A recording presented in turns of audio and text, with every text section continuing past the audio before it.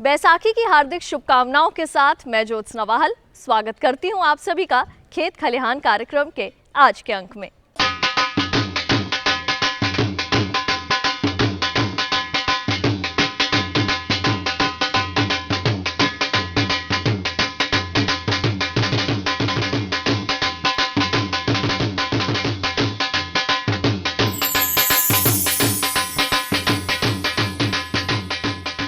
भारत में हर तिथि पर एक त्योहार है और इन त्योहारों के चलते हमारे जीवन में नई उमंग, नया उत्साह और जीवन जीने की तमन्ना निर्मित रहती है। त्योहारों की फहरिस्त में एक नाम बैसाखी भी है, जिसे बहुत धूमधाम से हमारे देश में अलग अलग तरह से मनाया जाता है। आपको बता दें कि रंग रंगीला बैसाखी का ये पावन पर्व अप्रैल माह के 13 या 14 तारीख को, जब सूर्य मेष राशि में प्रवेश करता है, तब मनाया जाता है।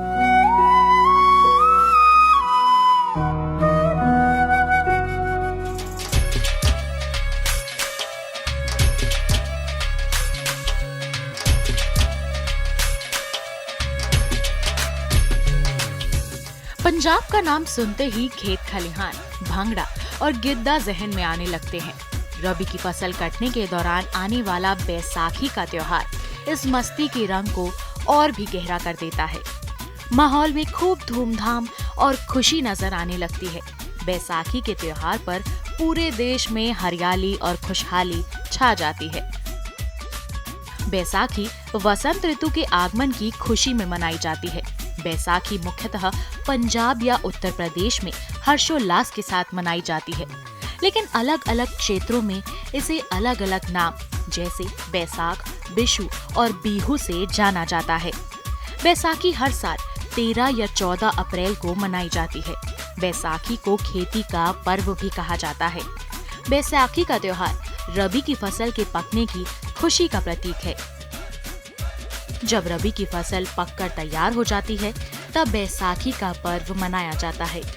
किसान इसे बड़े आनंद और उत्साह के साथ मनाते हैं। इस मौके पर सभी किसान भगवान को उनकी मेहनत सफल करने के लिए धन्यवाद भी देते हैं। बैसाखी की आध्यात्मिक पर्व के रूप में भी काफी मान्यता है। बैसाखी पंजाब का प्रमुख त्योहार है। बैसाखी के दिन पंजाब के साथ साथ पूरे भारत के लोग पवित्र नदियों में स्नान करते हैं। सिखों के 10वें गुरु गोबिंद सिंह जी ने बैसाखी के दिन ही आनंदपुर साहिब में खालसा पंथ की नींव रखी थी। इसका खालसा खालिस शब्द से बना है, जिसका मतलब शुद्ध, पावन या पवित्र होता है। कुछ स्थानों पर तो बैसाखी के दिन मेला भी लगता है। बैसाखी को नव वर्ष का पहला दिन भी माना जाता है। इस त्योहार की भी तैयारियां दिवाली की तरह ही की जाती है। कुछ दिनों पहले से ही घरों की सफाई शुरू हो जाती है। तरह तरह के पकवान बनाए जाते हैं और पंजाब के लोग इसमें अपनी खुशी को अपने विशेष नृत्य भांगड़ा द्वारा व्यक्त करते हैं। तो आज हम आए हैं कृषि विज्ञान केंद्र नूर महल जालंधर द्वारा आयोजित विशेष बैसाखी मेले में। तो आइए दिखाते हैं आपको इस मेले की कुछ खास झलकियां।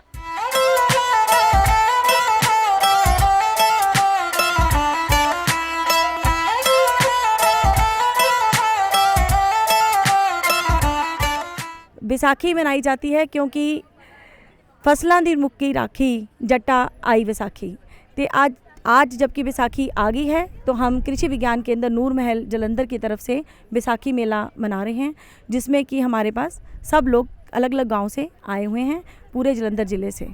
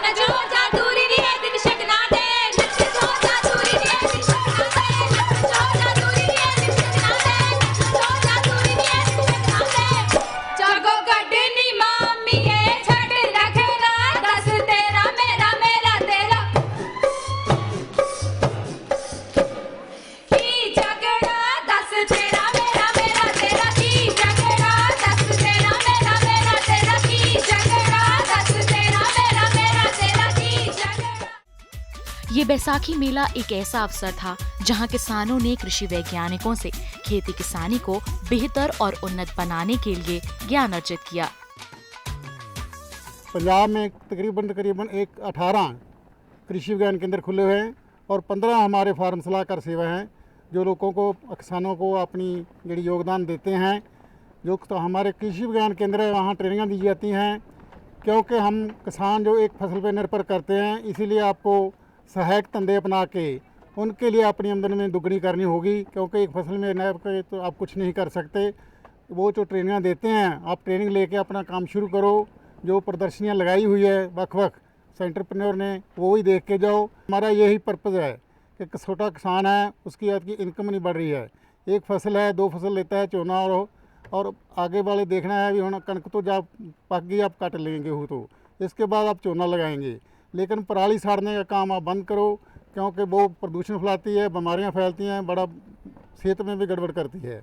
और इसीलिए अब गवर्नमेंट भी ये रूल पास करने जा रही है कि पराली और तो कणक के नाड़ को बिल्कुल आग नहीं लगानी।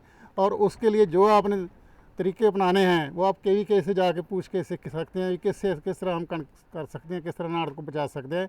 और इसके लिए हम सब टेक्नोलॉजी जो डेवलप की हुई है। हम अपने कृषि विज्ञान केंद्र पे वक् जो कोर्स लगाते हैं, जिसमें किसानों को, किसान बीबियों को और जो हमारे पढ़े लिखे नौजवान हैं उनको हम सिखलाई देते हैं कि कैसे हम अपनी जो कृषि की उपज है उसको कैसे हम बढ़ा सकते हैं, और कृषि के साथ साथ ट्रेनिंग लेके कैसे हम और कोई नए कित्ते शुरू करके अपनी आमदन को जो बढ़ा सकते हैं। इससे और हम अपने जैसे कुछ जो इश्यूज़ हैं, जैसे है हमारा जो वातावरण है वो प्रदूषित हो रहा है, कुदरती सोमे हमारे नष्ट हो रहे हैं। सो इन कैसे हम अपने कुदरती सोमे को बचाएं और हमारे वातावरण को हम स्वच्छ रखें, इसके लिए भी हम किसानों को जानकारी देते हैं। वक् जैसे फील्ड डे हैं, सेमिनार हैं, गाँव में भी और कृषि विज्ञान केंद्र में भी हम लगा के किसानों को जानकारी वो देते हैं। इसके अलावा जैसे अब जो ये आज का जो हम किसान मेला लगा रहे हैं, बैसाखी का मेला है, क्यों जो हमारी रबी की क्रॉप फसल है वो इस टाइम उसकी जो कटाई के वो बिल्कुल तैयार है। सो कटाई के दौरान कैसे फार्मर्स कौन सी सावधानियाँ जो फार्मर को रखनी चाहिए, और आगे जो इसका जो नाड़ है, जो इसका सटरा है, उसको हमने कैसे मैनेजमेंट करना है, इसके लिए भी हम जो हमारे एक्सपर्ट कृषि विज्ञान केंद्र के पंजाब खेतीबाड़ी यूनिवर्सिटी के जो एक्सपर्ट हैं वो किसानों को इस आज के मेले में भी जानकारी दे रहे हैं। इसके बाद भी हम हमारे सेंटर पे किसानों को जो नई तकनीकें हैं पंजाब खेतीबाड़ी यूनिवर्सिटी ने निकाली हैं, जिसमें हम अपने जो कुदरती सोमे को बचा सकते हैं, वो सारी जानकारी हम अपने केंद्र पे उन किसानों को जो भी हमारे वहाँ आते हैं उनको देते हैं। कृषि विज्ञान केंद्र जालंधर द्वारा आयोजित बैसाखी मेले में बहुत से किसानों ने बढ़ चढ़कर हिस्सा लिया। इस बैसाखी मेले में महिला स्वयं सहायता समूहों की महिला किसानों या फिर कहें कि महिला उद्यमियों ने हमसे बातचीत की। हम सब ने ये काम शुरू किया, पूरे मेंबर्स ने, और आज हमें 5-6 महीने हो गए हैं ये काम करते, और हमें कम से कम 5-6,000 हम लोग कमा लेते महीने का, और हम आगे उम्मीद करते हैं कि हम इससे ज़्यादा कमा के दिखाएंगे। हमने कृषि विज्ञान केंद्र जालंधर से ट्रेनिंग ली और इसके साथ काम करना शुरू किया, और हम जो कि 10 से 12 हज़ार मंथली पूरा ग्रुप कमा रहे हैं। इसलिए हम चाहते हैं कि पर लेडी एक मेंबर जो है वो 5,000 इनकम अपने मंथली लेके जाए। इसलिए हम और भी ट्रेनिंग लेना चाहते हैं जो अच्छे से अपना काम करके अच्छी कमाई कर सकें। हमने शुरुआत अपने ग्रुप की अचार से की थी, जिसकी ट्रेनिंग हमने KVK नूरमहल और PHU लुधियाना से ली हुई है, और वहाँ से हमने अचार, चटनी, मुरब्बे, जैम, स्क्वैश सब कुछ बनाना सीखा है, जो कि आज हम लेकर भी आए हैं साथ में सामान। और हमने ये बहुत अच्छी स्वीट चिल्ली सॉस सीखी हुई है जो हम लेकर आए, आज पहली बार लेकर आए, लेकिन बहुत अच्छा रिस्पांस मिल रहा है। मैंने सोयाबीन का जो काम शुरू किया है, मैंने KVK से ट्रेनिंग ली, और वहाँ से मैंने बहुत सारी ट्रेनिंग ली, जैसे बहुत सारे प्रोडक्ट बनाने शुरू किए। तो उनमें मुझे सबसे अच्छा काम जो है सोयाबीन का ही लगा। तो उसमें मैं जो सोयाबीन टोफू बना रही हूँ, जिसको पनीर बोलते हैं, और सोयाबीन मिल्क और नट्स और आटा और भी बहुत सारे जो बेकरी प्रोडक्ट है वो भी हम लोग तैयार कर देते हैं अगर कोई ऑर्डर दे तो। इस मेले में आए किसान जो कृषि के अलग अलग रूप को अपना व्यवसाय बना चुके हैं और सफल भी हुए हैं, उन्होंने अपने विचार हमसे साझा किए। मैं पिछले 10.5 साल से अपने खेतों में आग लगानी मैंने बंद की और ये जो गेहूं, हल्दी, गुड़, शक्कर, गन्ने की पैदावार करके तो सारी मैंने ट्रेनिंग कृषि विज्ञान केंद्र नूरमहल से प्राप्त की और मैं इस टाइम अपने हल्दी की जो प्रोडक्शन है वो उसको काफ़ी बढ़ाया है, यानी खुद पैदा करके उसको खुद ही सेल करते हैं हम। गन्ने का हम अगर गन्ना मिल में लेके जाते हैं तो हमको तकरीबन 1 लाख रुपया से के आसपास में आमदन होती है, लेकिन हम खुद गुड़ बनाकर बेचते हैं तो हमको 2.5 लाख रुपया हम 1 एकड़ से प्राप्त कर रहे हैं जी। प्रोटेक्टेड कल्टीवेशन और जो वेजिटेबल कल्टीवेशन है यानी कि डाइवर्सिफिकेशन की तरफ 2012 से मैं आया हूँ और इस समय मेरे पास 4 पॉली हाउस हैं जिनमें मैं कुकम्बर की कल्टीवेशन करता हूँ और उससे काफ़ी अच्छा जो है मुनाफा हो रहा है। जो देसी सीडों का हम संरक्षण कर रहे हैं, जो बीज लुप्त हो चुकी प्रजातियाँ आज वो बीज भी हमारे पास है, जैसे कि बासमती देख रहे हो आप, जो हमारे पास देसी सब्जियों के बीज भी है। अगर किसान ये बीज खुद इन बीजों को खुद तैयार भी कर सकता है घर के अंदर, मार्केट से बीज नहीं लेने पड़ते हमें, और इनका झाड़ भी बहुत अच्छा है और इनके पैदावार से किसान खुशहाल होगा और समृद्धि मतलब अच्छे पैसे भी मार्केट से मिल सकते हैं उसको। मैं इस साल ਹੁਣ ਜਿਹੜਾ 1 ਏਕੜ ਜਿਹੜਾ ਆ ਆਰਗੈਨਿਕ ਖੇਤੀ ਜਿਹੜੀ ਆ ਉਹ ਸ਼ੁਰੂ ਕੀਤੀ ਆ, ਜਿਸ ਦੇ ਵਿੱਚ ਮੈਂ ਕੋਈ ਕੈਮੀਕਲ ਖਾਦ ਜਾਂ ਦਵਾਈ ਕੀਟਨਾਸ਼ਕ ਕੋਈ ਨਹੀਂ ਵਰਤਣਾ। ਉਸ ਖੇਤ ਦੇ ਵਿੱਚ ਵੀ ਮੈਂ ਸਾਰਾ ਡ੍ਰਿਪ ਲਗਾ ਕੇ ਪਰਾਲੀ ਦੇ ਨਾਲ ਮਲਚਿੰਗ ਕਰਕੇ ਤੇ ਹੁਣ ਜਿਹੜੀਆਂ ਸਬਜ਼ੀਆਂ ਮੌਕੇ ਦੀਆਂ ਸਮੇਂ ਦੀਆਂ ਉਹ ਲਗਾਈਆਂ ਹੋਈਆਂ।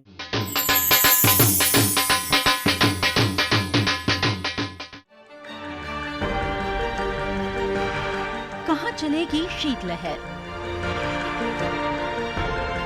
कहाँ पड़ेगी बर्फ,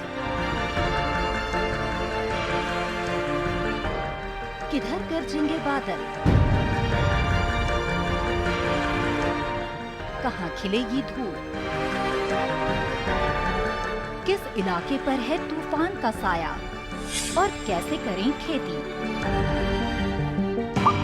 मौसम के बदलते मिजाज में देखिए मौसम खबर रोजाना सुबह 8:30 बजे और 10:30 बजे डीडी किसान पर।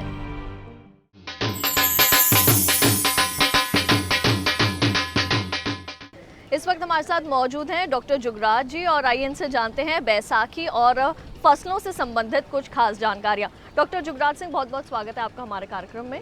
सबसे पहले हम आपसे जानेंगे कि बैसाखी पर्व का क्या महत्व है, बैसाखी क्यों मनाई जाती है? देखिए, बैसाखी का हमारे यहाँ पंजाब में तो बहुत ज़्यादा महत्व है, खास करके फसलों की जो है वो पकने का समय है और कटाई का जो सीज़न अब बैसाखी के साथ ही जो है शुरू हो जाता है। और सबसे ज़्यादा हमें हमारे जो धार्मिक महत्व बहुत है इसका, क्योंकि इस दिन श्री गुरु गोविंद सिंह साहब 10वें पातशाह जो हमारे थे, उन्होंने श्री अनंदपुर साहब की पावन धरती पर खालसा पंथ की स्थापना की थी इसी दिन से। सो इस बात का इस दिन का हमारे लिए यहाँ पर बहुत महत्व है। तो अभी हमने जाना बैसाखी का क्या महत्व है। डॉक्टर सिंह, अगर हम आपसे जानें कि इस वक्त कौन कौन सी फसलों की प्रमुख रूप से कटाई की जाती है तो उसके बारे में आप क्या बताएंगे? बैसाखी के समय में जो हमारे जो फसलें पक चुकी हैं उसमें मुख्य रूप से उत्तर भारत में गेहूं की फसल है जो इस वक्त पक कर अब कटाई के लिए तैयार है। साथ ही में चने की फसल है और सरसों की फसल है जो इस वक्त पक चुकी है और कटाई के लिए तैयार है।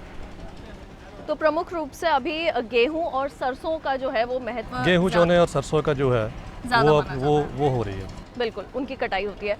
डॉक्टर सिंह, अब आपसे हम जानेंगे, अगर हम मशीनों की बात करें तो किस तरह से कंबाइन से और थ्रेशर से हमारे किसान सावधानी बरत के कटाई कर सकते हैं, कैसे करते हैं? देखिए, इस वक्त तो जो सारी काफ़ी तकरीबन 90% जो कटाई है गेहूं की वो कंबाइन से हो रही है और तकरीबन 10-15% के करीब जो है वो थ्रेशर के साथ हो रही है। तो काफ़ी कुछ बातें हैं जो हमें मतलब ध्यान में रखनी चाहिए जब हम कंबाइन से कटाई करते हैं, क्योंकि मशीन ने चलना है। तो सबसे पहले बात यह है कि जो कंबाइन या थ्रेशर को चलाने वाला है, जो वाहन चालक है कंबाइन का, वो बहुत अनुभवी होना चाहिए। तो उसके अनुभव होने के कारण ये जो है हम अपनी जो फसल है उससे हम पूरे के पूरे जो है वो दाने ले सकते हैं। खास करके कुछ पॉइंट्स जो मैं बताऊंगा, मशीन क्योंकि ये कंबाइन जो आती है तकरीबन 6 महीने वो अंदर खड़ी रहती है और अब कटाई के समय इसने बाहर निकलना है। सो काफ़ी टाइम मतलब के बाद निकलेगी ये है, तो उसमें देख लेना चाहिए कि रख रखाव में कोई कुछ रह तो नहीं गया। जब आप बाहर निकालेंगे उसमें पूरा देख लेना है उसका तेल वगैरह जो है या उस मशीनों में जो कल पुर्जे हैं उसके लगे हुए हैं वो सब ठीक ठाक काम कर रहे हैं। साथ ही में ये देखना है कि उसमें जो सेफ गार्ड्स लगे हुए हैं कंबाइन के ऊपर वो भी साथ में है कि नहीं है। तो अभी आप डॉक्टर सिंह से तमाम जानकारी हासिल कर रहे हैं और अभी उन्होंने बताया कि किस तरह से कंबाइन और थ्रेशर से आपको सावधानी से जो है अपनी फसलों की कटाई करनी चाहिए। कटाई के बाद हमारे दर्शकों को आप ये बताएं कि फसल का भंडारण किस प्रकार उनको करना चाहिए जिससे उनकी फसल जो है उसको कोई नुकसान ना पहुंचे। देखिए, भंडारण के लिए सबसे जो ज़रूरी बात है वो देखना ये होता है उसमें भी जो हमने भंडारण करना है दानों का, तो उसमें नमी की मात्रा जो है वो 10% से ज़्यादा नहीं होनी चाहिए। तो यही सबसे मेन कारण है। अगर इससे ज़्यादा हम उसको भंडारण, ज़्यादा नमी वाला जो अनाज है उसको भंडारण में रखेंगे तो उसमें जो कीड़े आने की समस्या रहती है और साथ ही जो दाने में ज़्यादा नमी के कारण दाने ख़राब होने का जो चांस बना रहता है। डॉक्टर सिंह, अगर हम बात करें कटाई के बाद जो भूसा आमतौर पर बच जाता है, हमारे किसान उसे क्या करते हैं, जला देते हैं, जो कि पर्यावरण के लिए बहुत ज़्यादा नुकसानदायक होता है। उस भूसे का इस्तेमाल किस तरह से किया जाए कि उसका पर्यावरण पर भी कोई नुकसान ना पहुंचे? देखिए, ये तो जो आपने भूसा जलाने की बात कही है ये तो एक मैं कहूँगा एक हम महापाप कर रहे हैं। मैं किसानों से निवेदन करूँगा, मेरी बेनती है उनसे भी आप कभी भी कोई भी जो फसलों के अवशेष हैं उनको कभी भी खेतों में ना जलाएं। हमारी पंजाब एग्रीकल्चर यूनिवर्सिटी की तरफ से काफ़ी कुछ ऐसी मशीनरी जो है वो दी गई है, काफ़ी कुछ टेक्निक्स दी गई हैं जिसको हम जो किसान हैं हमारे वो अगर उस तकनीक को बरतें तो काफ़ी जो है वो हमारी ज़मीन की जो है सेहत बढ़ने में उसकी सहायता मिलेगी।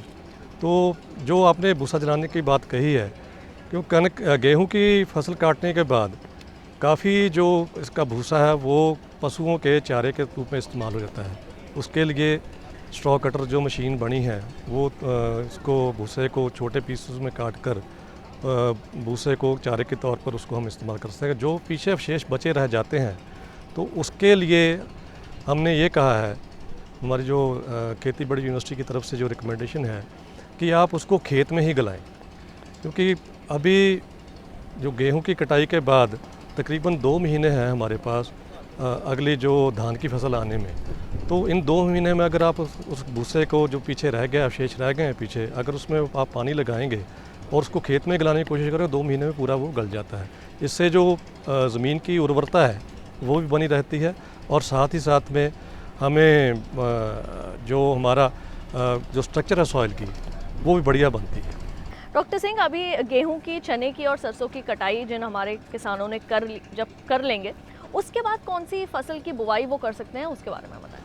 अभी देखिए, जो हमारी खेती बाड़ी यूनिवर्सिटी की तरफ से हमने इमीडिएटली जो रिकमेंड किया है, गेहूं की कटाई के बाद आप मूंग की फसल है जो 2 महीने में हो जाती है, उसको हम सठी मूंगी कहते हैं यहाँ पर।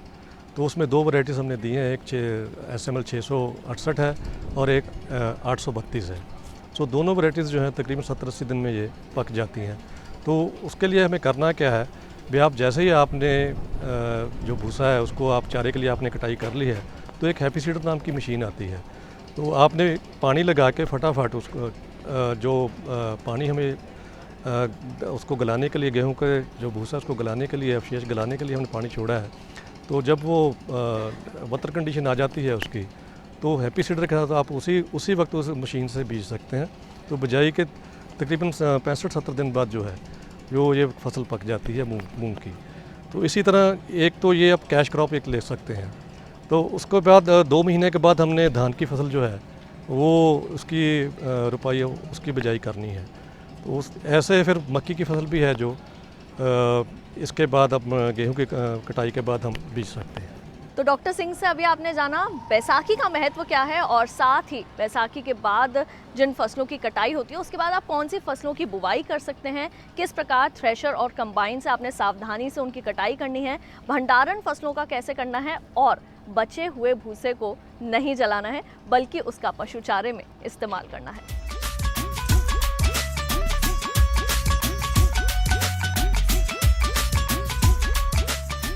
कहते हैं ना, अंत भला तो सब भला।